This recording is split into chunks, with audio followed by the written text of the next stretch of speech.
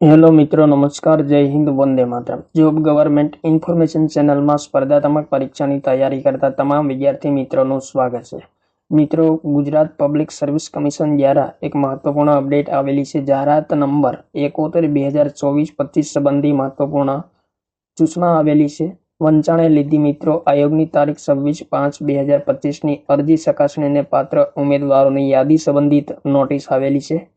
બંદરો અને વાહન વ્યવહાર વિભાગ હસ્તકની મોટર વ્હીકલ પ્રોજેક્ટર ક્લાસ 2 ની જગ્યાએ ભરતી કરવા માટે જાહેરાત ક્રમાંક 71/2024-25 ના સંદર્ભમાં આયોગ દ્વારા સામાન્ય અભ્યાસની કસોટી 23/2/2025 તથા સંબંધિત વિષયની 2/3/2025 ના રોજ યોજાયેલ પ્રાથમિક કસોટીના આધારે વંચાણે લીધેલી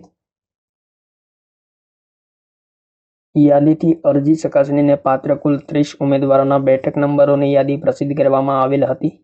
આ ઉમેદવારોની અરજીઓની ચકાસણીના અંતે નીચે મુજબ રૂબરૂ મુલાકાતને પાત્ર ઉમેદવારોની અંતિમ પરિસ્થિતિ જાહેર કરવામાં આવી છે।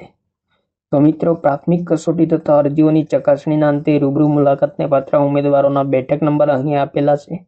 તો જે ઉમેદવારોએ પરીક્ષા આપી હોય તેમણે પોતાના બેઠક નંબર જોઈ લેવા। ટોટલ મિત્રો 19 ઉમેદવારોના બેઠક નંબર આપેલા છે।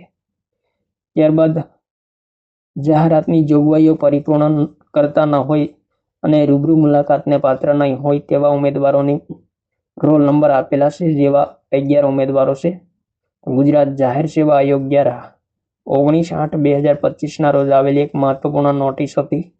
તો તમામ ઉમેદવારોએ એક વખત જરૂર જોઈ લેવું। થેન્ક યુ મિત્રો, જય હિન્દ, વંદે માતરમ।